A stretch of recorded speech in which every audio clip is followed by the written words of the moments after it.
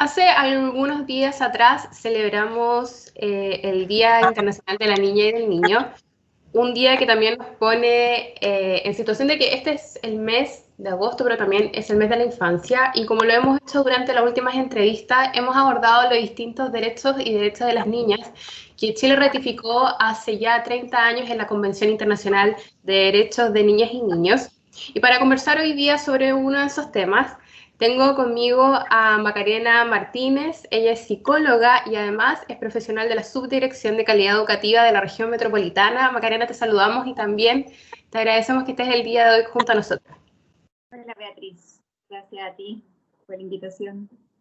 Sí, Macarena, aprovechar también la oportunidad de saludar a nuestras comunidades educativas que siempre están atentas y muy activas en esta sección, y también, por supuesto, a nuestras familias. Maca, el día de hoy vamos a hablar sobre un tema que muchas veces es delicado, que es el tema de maltrato y también, por ejemplo, de abuso de niñas y niños. Y para partir, me gustaría preguntarte, ¿qué se plantea en la Convención de Derechos del Niño y la Niña en relación a las situaciones de maltrato y violencia hacia la niñez? ¿Y a qué edad se recomiendan ya que los niños expresen su opinión, por ejemplo? Pero me gustaría partir sobre todo con la primera parte. Creo que es fundamental abordar este tipo de temas. Sí, tienes razón. Bueno, también saludar a las familias, a las comunidades educativas y relevarlas en esto, Sí, porque como tú dices, es un tema súper delicado, ¿cierto? Y es un tema que también como sociedad un poco estamos en deuda, tenemos hartos desafíos ahí, tenemos mucho. harta información que incorporar, y por eso la pregunta se hace tan importante. Que si bien esto puede ser como un tema, esto tiene que ver con los derechos de los niños y de las niñas. Cuando nosotros hablamos de vulneración de derechos, cuando hablamos de maltrato, ¿cierto? Tenemos que ir ahí, tenemos que ir a mirar ahí. ¿Qué nos dice la Convención?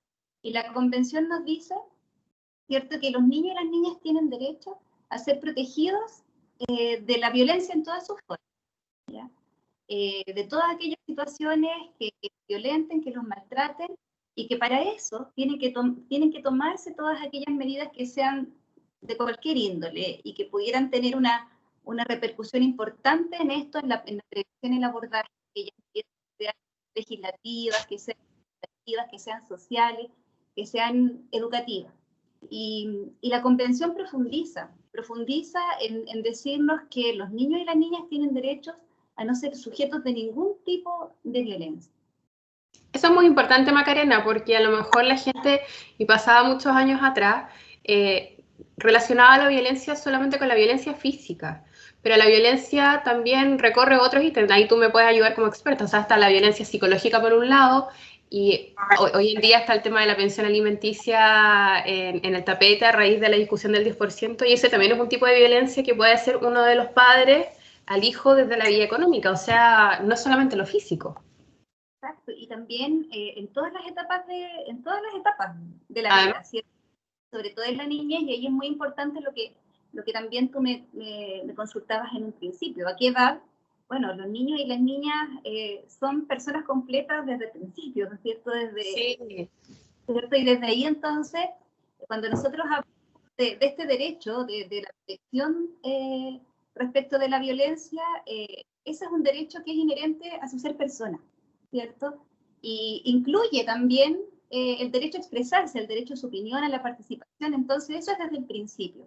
Muchas veces nosotros también pensamos que como que este diálogo, como que esta conexión se da cuando los niños ya nos pueden hablar, cuando los niños y las niñas ya nos pueden decir cosas, pero es de mucho antes, desde que interactuamos, y interactuamos desde que nacen. Por lo tanto, el tratarlos bien tiene que ver también con responder esas necesidades, y los niños y las niñas no expresan sus necesidades desde el principio, ¿ya? Efectivamente, como mencionas, a veces como sociedad tenemos bien naturalizadas algunas prácticas que son violentas. Sí. Y pensamos que es maltrato cuando ya estamos en un nivel que es súper Que llega a los golpes. Exacto, y que ya es casi como un registro de libro de lo que es el maltrato, y pensamos además que si es una vez o si es leve, pero sostenido en el tiempo, quizás no va a tener tanto efecto, y no es así. ¿Ya? Cuando nosotros hablamos de qué es el maltrato, hablamos de todos aquellos actos que puedan causar un daño. Ya un daño, un abuso en el ámbito físico, psicológico, en el descuido, la negligencia. A veces pensamos que la violencia o el maltrato tiene solo que ver con esto que nosotros hacemos, ¿cierto? Y que puede dejar alguna huella, pero también tiene que ver con aquello que a veces dejamos de hacer. Dejamos de hacer pudiendo hacerlo. Cuando descuidamos que el niño o la niña, ¿cierto?, tengan atención en su salud, cuando los niños y las niñas, por ejemplo, no reciban la educación, pudiendo recibirla. Tienes toda la razón, claro. Hacer algo, también eso es un tipo de maltrato, al igual que cualquier abuso o explotación que tenga que ver con su sexualidad. Y ahí es cuando nosotros hablamos del abuso sexual, ¿cierto? Y lo complicado de esto es que puede darse en cualquiera de los contextos en que los niños se desarrollan. A veces pensamos que no, que esto está fuera, pero muchas veces sucede en los espacios que son los más íntimos y los que tienen un rol más de protección. Y pueden darse, por lo tanto, en todos los contextos, pueden darse del tránsito de un contexto a otro, y además el maltrato o la violencia puede existir en forma simultánea. Entonces, tiene bastante complejidad, y además es un fenómeno que es mucho más frecuente de lo que nosotras que nos gustaría. Que veces hablamos, sí. Nosotros hemos tenido como hoy día, lamentablemente, acercamiento de situaciones de maltrato que han sido bien mediáticas. Sí, estaba pensando precisamente, yo creo que estamos conectadas con el tema del que nos referimos. Y bastante dolorosas, y desde ahí nosotras pensamos que son esas situaciones aisladas, pero no, es mucho más generalizado de lo que pensamos. Sí, Macarena, y ahí también es increíble el rol del adulto, sobre todo, y yo creo que te lo quiero enganchar con la pregunta que viene, ¿qué consecuencia puede tener estos malos tratos en el desarrollo de la vida de niñas y niños? ¿Y cómo podemos potenciar ese derecho al no maltrato en el hogar? Porque nosotros siempre lo hablamos y lo hemos hablado a través de las entrevistas, qué increíble cómo la infancia marca el desarrollo de una persona.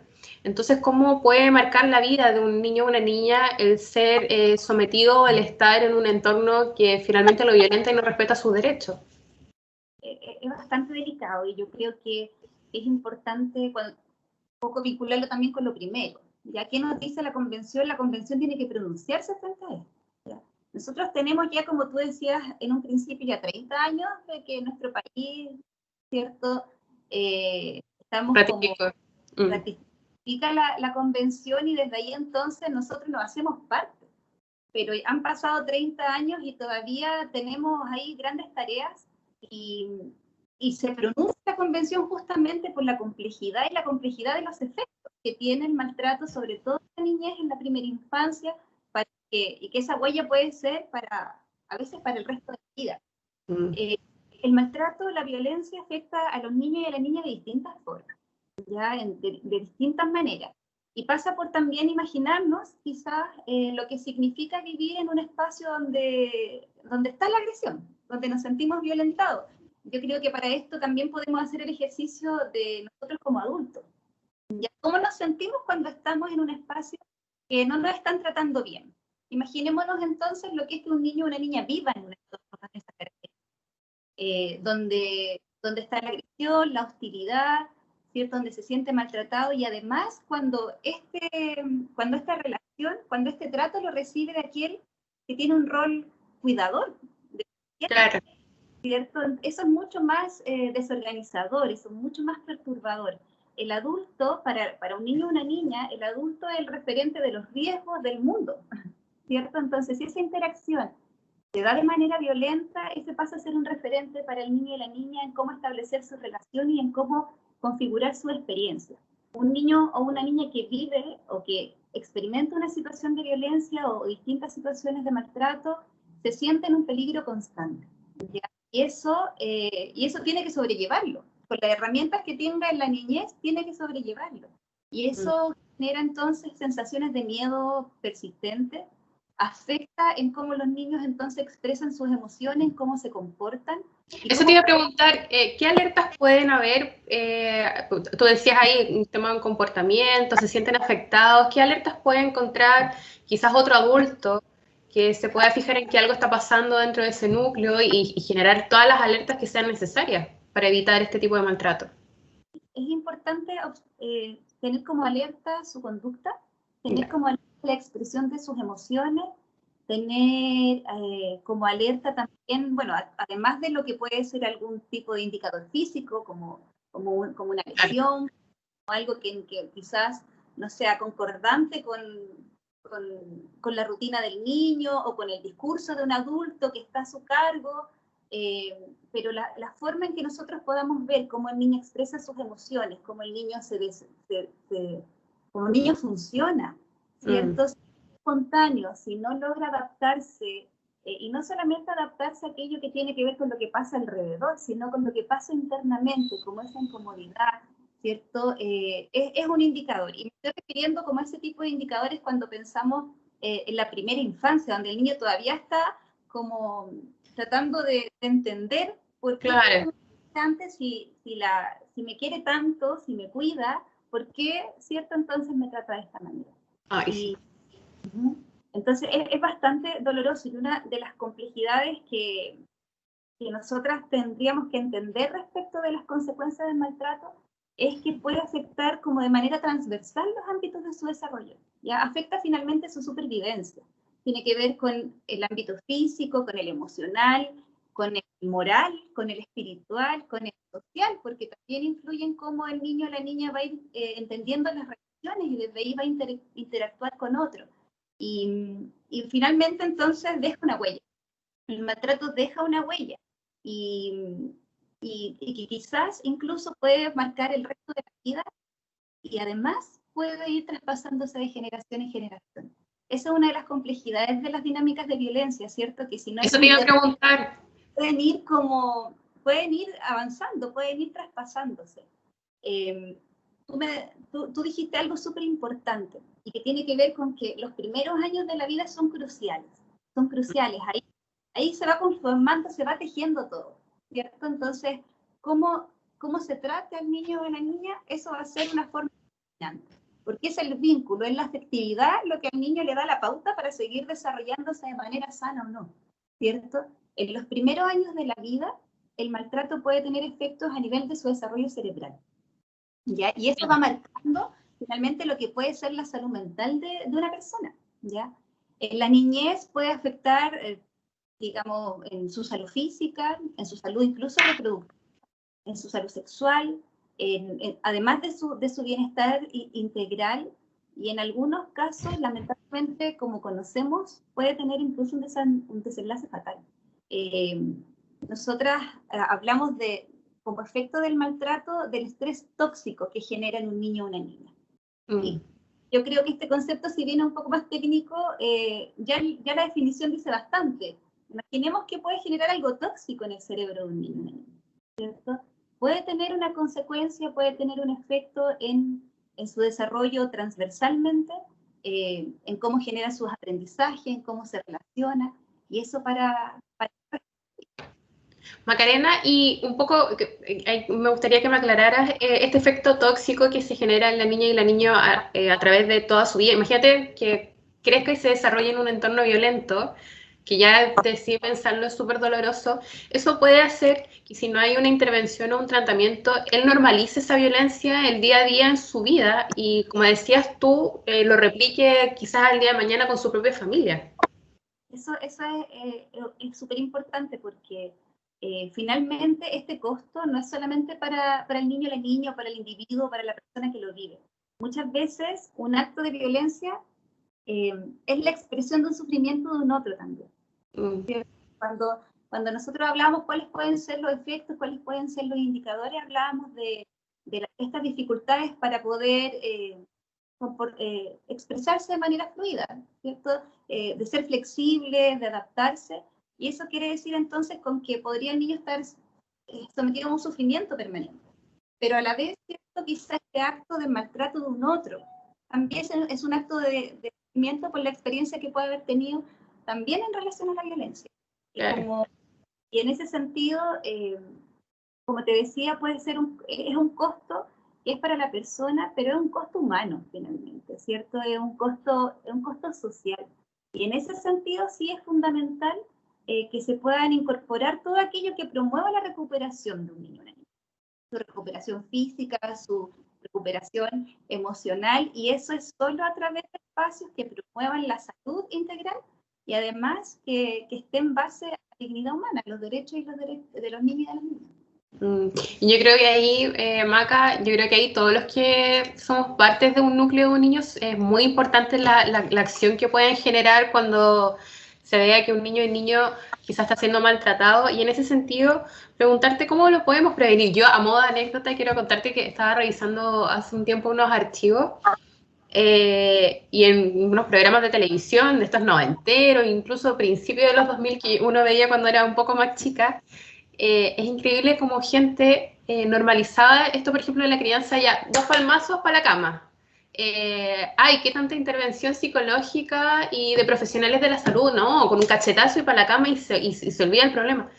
Es muy fuerte, yo creo como muchas generaciones se criaron bajo ese tipo como de mal, o sea, no tipo, es un maltrato.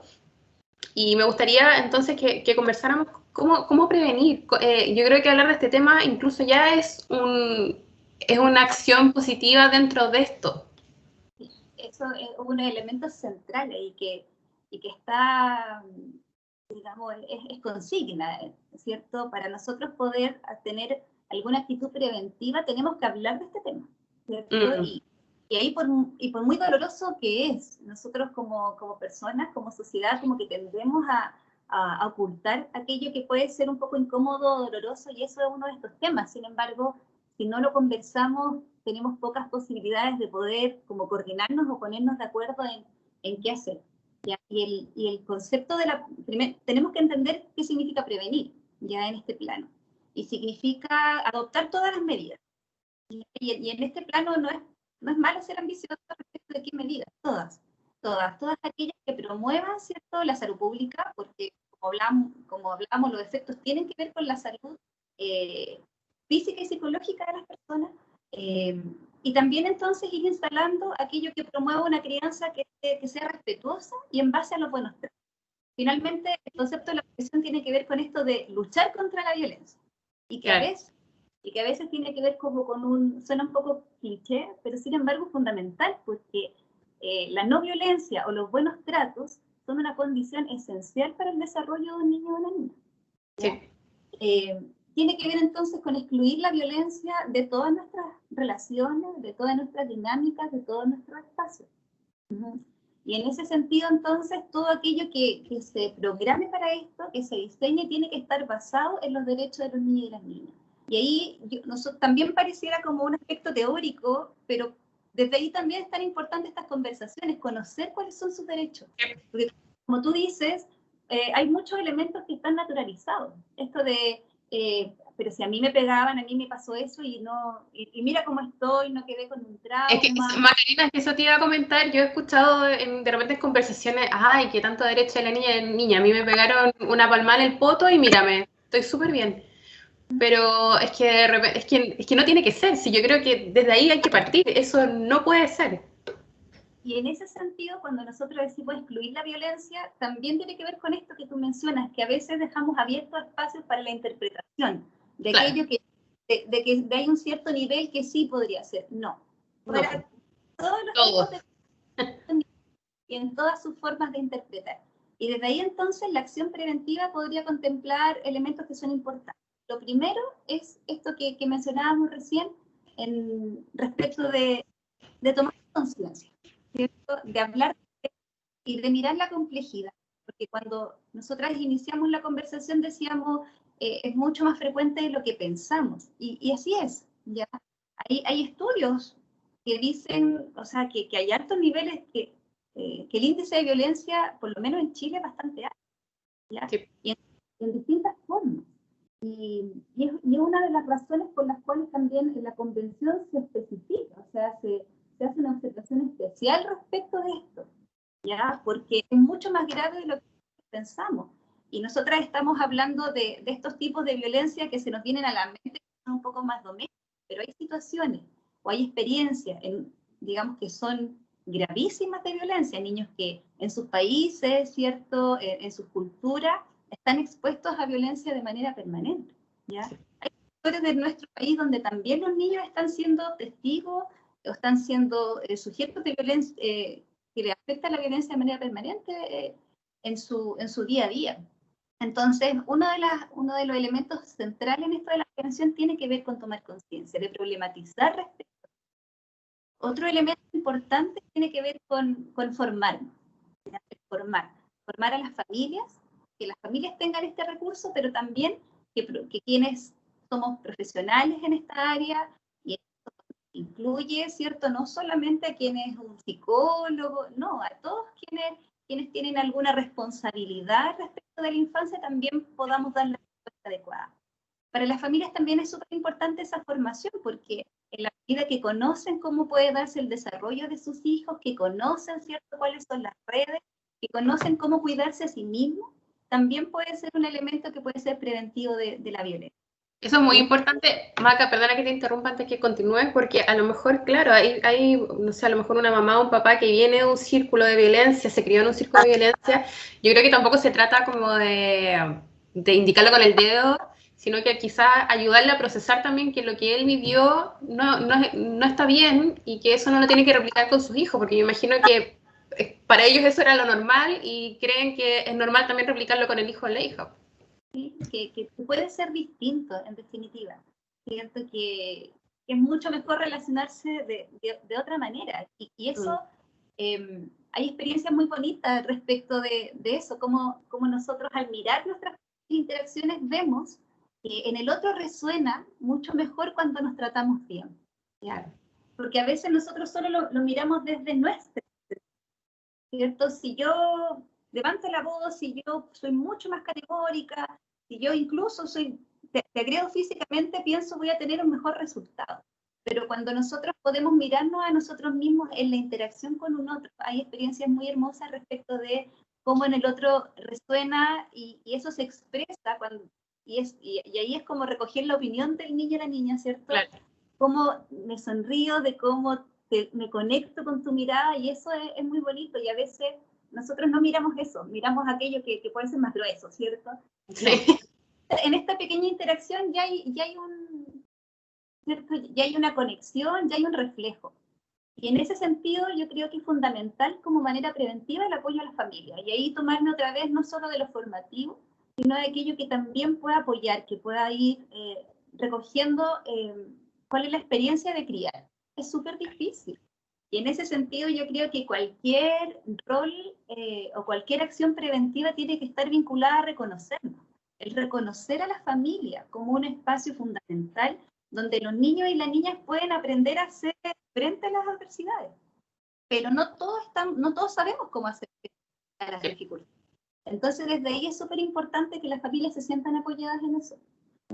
Muchas veces, incluso cuando hablamos de estos temas, es muy punitivo, ¿cierto? En la familia pasó esto y por lo tanto buscar el rigor de la ley. Pero también tenemos que mirar esto otro, ¿cómo apoyamos para que esta acción sea preventiva?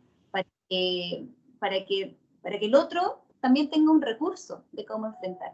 Y eso es súper importante, al igual que aquello que pueda ayudar a los niños y a las niñas también a poder dar, ¿cierto? Nosotros tenemos que ir apoyando el que los niños también tengan espacio para poder expresar lo que necesitan, para poder expresar lo que sienten, y nosotros entonces mostrarles también cómo ir resolviendo sin violencia, ¿cierto? Hay que mostrárselo. Es importante también en lo preventivo el contar con todo lo que es el escenario legislativo listo, como para poder hacer... Sí, pues ahí el Estado también tiene que ser un gran garante de que se cumplan estos derechos de niñas y de niños. Exactamente por eso, porque uno de los roles principales tiene que ver con que el Estado pueda generar las condiciones para que las familias puedan criar, profesionales de todas las áreas puedan dar respuesta a las necesidades de los niños y las niñas, que pueda haber también una reparación, ¿cierto? Que se puedan aplicar las leyes en relación a consecuencias, pero más que todo en relación a entregar un mensaje de cómo es la crianza, cómo nosotros miramos miramos la infancia. Y también es importante en una mirada preventiva el generar información y generar datos. Que a veces nosotros no sabemos dónde pasa, por qué pasa, qué tanto pasa esto del maltrato, cómo es este fenómeno, y para comprenderlo también tenemos que tener información. Macarena, y hablando de eso, fíjate que nosotros el día de ayer subimos a las redes sociales de Junji una cartilla que se llama Crianza Respetuosa, que es del programa Chile Crece Contigo. Y fíjate que quiero leer brevemente, por ejemplo, dice, ¿qué se necesita para poder criar de manera respetuosa? Y dice, mito, a mí me pegaron cuando chico y aquí estoy sin dificultades. Mira, era lo que estábamos hablando hace un ratito atrás. Y dice, realidad, la violencia contra niñas y niñas genera consecuencias para toda la vida. Muchos de los problemas de depresión, ansiedad e incluso alcoholismo y la violencia en los adultos se relaciona con haber vivido una violencia durante la niñez. Es una cartilla de crianza respetuosa que pueden encontrar en la página de Chile Crece Contigo y que va de la mano con lo que hemos hablado junto a Macarena. Y Macarena, para finalizar, preguntarte desde tu punto de vista profesional y tu trabajo en Junji, ¿cómo se aborda este tema? ¿De qué manera se aborda la violencia con los equipos educativos, a modo de charlas? También se trabaja con las familias, si quizás hay una alerta de algún caso en algún jardín infantil. ¿Cómo se trabaja esto en Junji? Tenemos varias herramientas, tenemos varias herramientas y tenemos varias tareas y tenemos altos desafíos. Somos parte de este sistema que estamos entendiendo que tenemos un rol fundamental. Somos una institución educativa y nosotros como institución relevamos que para tener una educación de calidad tiene que haber un contexto bien tratado. ¿Ya? Claro. Sobre todo estamos hablando de que estamos educando en primera infancia, ¿cierto? Mirábamos cómo en la primera infancia los efectos pueden ser tan complejos por la importancia de esa etapa vital. Por lo tanto, si nosotros tenemos un rol de educar en primera infancia, ¿cierto? Tenemos que mirar que los buenos tratos son el pilar para una educación de calidad. Tenemos elementos, tenemos herramientas y que son un mapa de navegación, ¿cierto? Porque tenemos una política que es de ambiente bien tratante y eso nos va marcando, ¿cierto? Esta ruta, este norte respecto de cómo mirar la niñez, ¿ya? De cómo darle este espacio para la participación, para la expresión de sus emociones, para la expresión de sus opiniones. También tenemos protocolos que son de actuación, que es otro elemento importante, porque tenemos que hacer estos análisis, pero para erradicar la violencia también tenemos que tener elementos de acción, o sea, la acción es lo principal. Y en ese sentido nosotros también tenemos protocolos que son de actuación frente a situaciones que son de violencia o vulneración de derechos. Eso es algo importante como mensaje para la familia, ese recurso está. El jardín infantil puede ser un espacio también para manifestar estas situaciones y para pedir ayuda. Cuando hablábamos de esto de qué estrategias pueden ser preventivas, esto de generar una red es súper importante, ¿cierto? Y el jardín infantil puede ser una red, es una red finalmente para poder ir actuando, para poder ir viendo soluciones, para poder ir reflexionando qué tenemos que hacer. Y por otra parte, nosotras como institución, desde nuestra región también, no hemos trazado algunos objetivos que son importantes, de que si nosotros construimos comunidades más sensibles, ¿cierto? Vamos a ir teniendo una acción preventiva y vamos a ir dando respuesta a lo que los niños y las niñas necesitan. Y eso ha sido un tema de trabajo, el trabajar la sensibilidad. Y la sensibilidad habla de esto de cuando nosotros identificamos una señal de un niño o una niña, podamos hacer un trabajo para poder darle la mejor respuesta. Y ha sido entonces un elemento importante incorporar esta pregunta. Si bien podemos incorporar políticas, podemos incorporar protocolos, también incorporamos una pregunta en nuestro actuar permanente que tiene que ver con esto de qué necesitan los niños de mí, qué necesitan niños y niñas de nosotros, ¿cierto? Y en la medida que vamos como tratando de contestar esa pregunta, también vamos a ir analizando nuestros propios discursos, vamos a ir analizando nuestras propias acciones.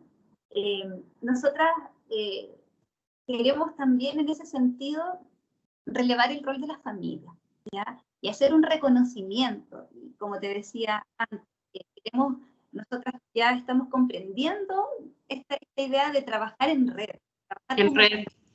de hacer esta tribu para la protección, para la crianza. Y en ese sentido es súper importante recordar, porque en un contexto de maltrato, ¿cierto?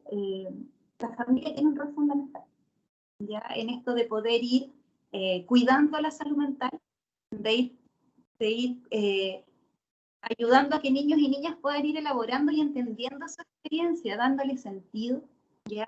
De poder ir generando vínculos afectivos que puedan ser la base para poder recuperar una experiencia violenta, una experiencia de un maltrato, y también es la familia quien puede sostener o apoyar una recuperación, ¿cierto? Ir vinculándolos con las redes que sean efectivas o que sean las apropiadas, el pedir ayuda, ¿cierto? Es desde la familia, a través de las garantías que nosotros como institución, el Estado o cualquier otra instancia pueda garantizar. En ese sentido, es difícil pensar que ninguno de nosotros, o sea, que hoy en día alguno de nosotros no tenga vínculo con un espacio de un niño o una niña. Todos somos parte de un sí.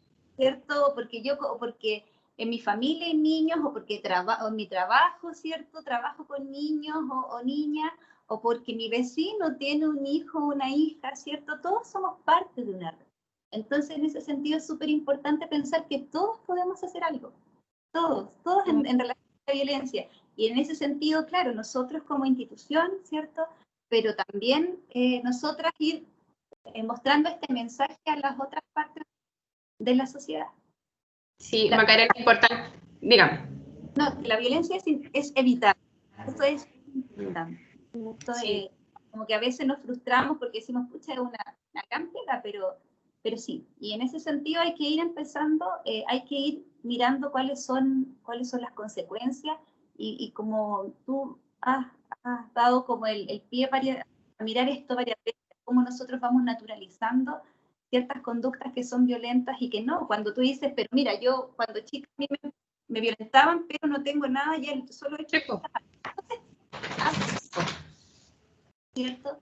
Mirar que deja huellas, y por lo tanto el rol de nuestra institución, de las familias, de cualquier instancia, es poder interrumpir ese ciclo que es tan doloroso.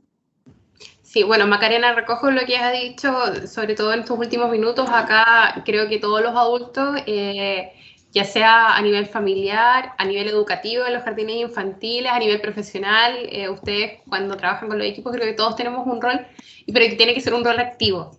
Como dices tú, para frenar este círculo de violencia que puede estar afectando a una niña y una niña. Macarena, te agradezco que hayas estado el día de hoy junto a nosotros. Recordarle a todas las personas que nos estuvieron mirando que esto queda guardado en Facebook. También después, en un ratito más, lo vamos a guardar en YouTube. Y la cartola de crianza respetuosa que estábamos comentando con Macarena también la subimos a nuestras redes sociales ayer, así que todavía está ahí, la pueden encontrar, o si no, en la página de Chile Crece Contigo. Macarena, te agradezco mucho que hayas estado con nosotros, muy interesante este tema, te agradezco también tu aporte, todo lo que nos comentaste. Muy bueno, espero que nos volvamos a encontrar en otra oportunidad. Gracias, Beatriz, un abrazo para todos y todas. Sí, un abrazo para todas y todas, y para todas las regiones que estuvieron en contacto junto a nosotros. Un abrazo, Maca, cuídate mucho. Chao, chao.